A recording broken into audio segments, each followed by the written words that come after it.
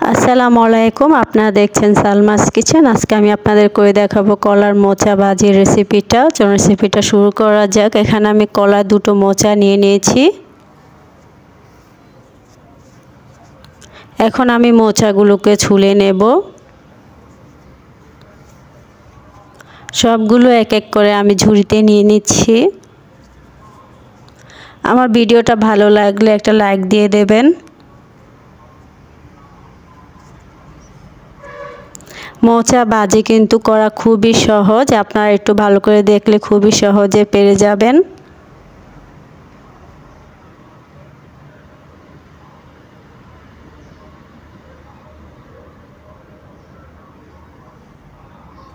এই দেখুন সবগুলো আমি নিয়ে নিয়েছি, আর পাতলা চামড়াগুলো আমি নিয়ে নিয়েছি, এগুলো ভাজি করা যায়। এখন আমি সবগুলো কাঠি বের করে নিচ্ছি। দেখুন এইভাবে আমি একটা একটা করে বের করে নিচ্ছি কাঠি।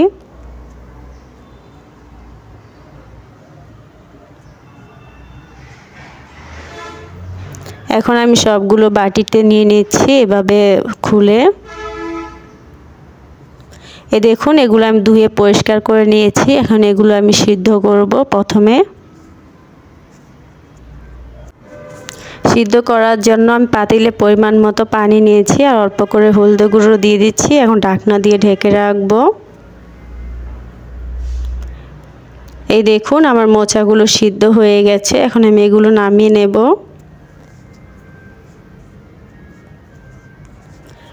আমার চ্যানেলটা সাবস্ক্রাইব করে দেবেন, বেল বাটনটি ক্লিক করে দেবেন পরবর্তী ভিডিওর জন্য। এখন আমি মোচাগুলো ব্লেন্ড করে নেব।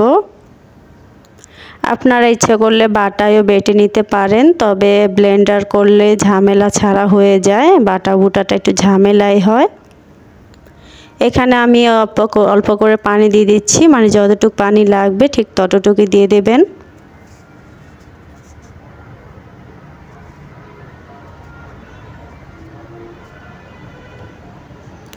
প্রথমে আমি অর্ধেকটা দিয়ে দিচ্ছি, বাকি অর্ধেক আমি পরে দিয়ে দেব। এই দেখুন ব্লেন্ডটা হয়ে গেছে, এখন বাটিতে তুলে নিচ্ছি।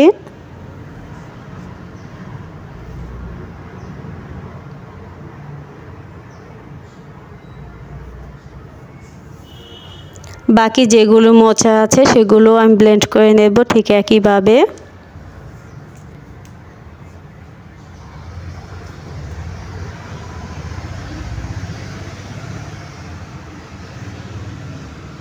দেখুন সবগুলো ব্লেন্ড করা হয়ে গেছে। এখন আমি এগুলো ভাজি করে নেব।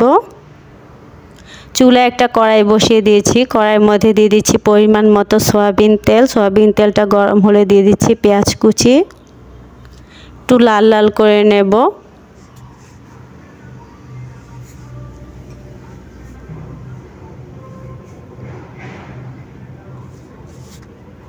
এখন দিয়ে দিচ্ছি কাঁচামরিচ কুচি,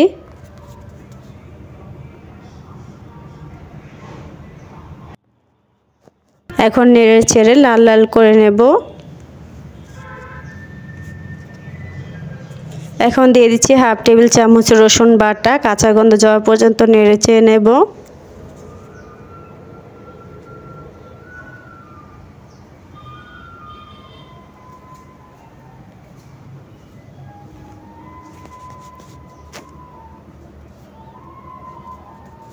এখন দিয়ে দিচ্ছি দুটো তেজপাতা ফ্লেভারের জন্য।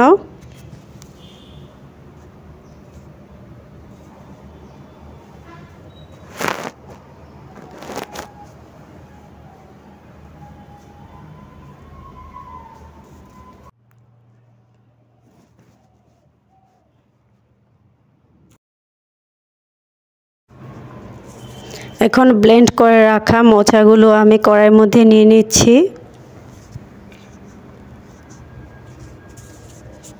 এখন দিয়ে দিচ্ছি পরিমাণ মতো 1 টেবিল চামচ হলুদের গুঁড়ো, 1 টেবিল চামচ মরিচের গুঁড়ো, আর হাফ টেবিল চামচ মরিচের গুঁড়ো দিয়ে দিচ্ছি। আপনারা কতটুকু জাল খাবেন ওই পরিমাণ দিয়ে দেবেন। দিয়ে দিচ্ছি 1 টেবিল চামচ ধনিয়ার গুঁড়ো, 1 টেবিল চামচ জিরার গুঁড়ো, আর দিয়ে দিচ্ছি স্বাদ মতো লবণ।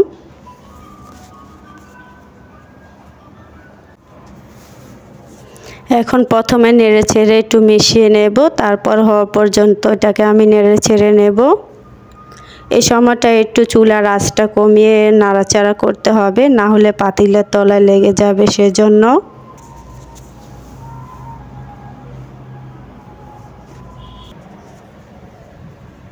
ভাজিটাকে ঘন ঘন নাড়াচাড়া করতে হবে।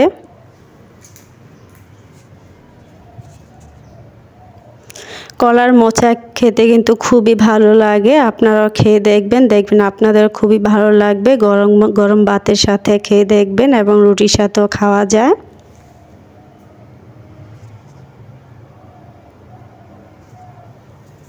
কলার মোচা কিন্তু মাছ মাংসকেও হার মানায়। দেখুন আমার রেসিপিটা হয়ে গেছে, আপনারা বাড়িতে ট্রাই করবেন।